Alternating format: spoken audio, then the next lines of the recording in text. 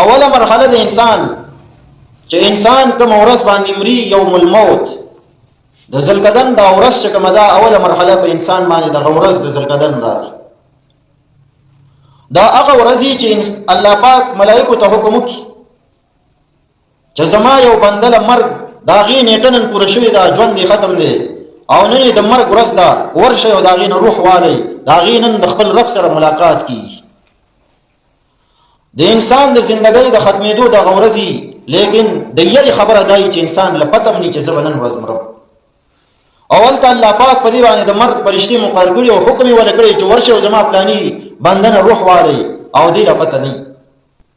علما فرمایي دا صرف دومره چې په دغه ورځ باندې لږ لږ احساس دې ته کېږي، لیکن دا ولا پته نه چې زه به اوس په دغه ورځ باندې مرم.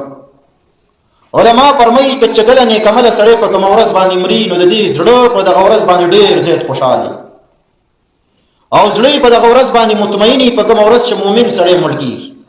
احساس د خوشحالۍ کوي په دغه ورځ باندې، احساس د اطمینان کوي په دغه ورځ باندې په کومه ورځ چې د مؤمن او نیکعمله سړی مري. او که څوک بدعملی او د دې ورځ مقرر ده، الله حکم کړی فرشتو له چې ورشئ او زما دې بنده نه روح والئ، د بدعمله سړي دا زړه تنګ غوندي په دغه ورځ باندې زړه تنګي، دغه ورځ باندې دې له تکلیف محسوسېږي، دې له درد غوندې محسوسېږي په کومه ورځ چې د دې یوم الموت او د مرګ او د ذوالقعدن ورځ راغلې.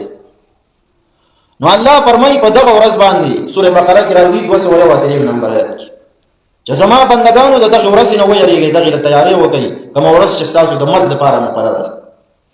هغه ورځ دپاره نیک اعمال وکړئ کومه ورځ چې تاسو له ذوالقعدن راتلونکی دی. الله فرمایي واتقوا یوما لا تجزي واتقوا یوما لا تجزي واتقوا یوما ترجعون فيه الى الله ثم توفى كل نفس ما كسبت وهم لا يظلمون. الله فرمایي واتقوا یوما ترجعون فيه الى الله، اے زما بندگانو واتقوا ويریږئ یوما دا غورزنا فيه ترجعون الى الله چې پاغې کې به تاسو الله له واپس شئ.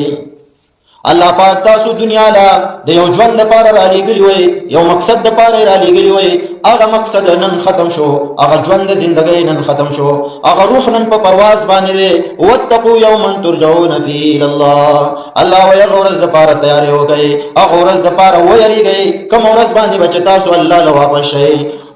ثم توفى كل نفس ما كسبت وهم لا يظلمون، او پورا به ورکړی شي بدلا د هغه عملونو چې کوم تاسو کړي دي. په دنیا کې د خیر عمل کړو بدله به پورا په دغه ورځ باندې وګورئ، په دنیا کې د بد عمل کړو بدله به په دغه ورځ پورا وګورئ.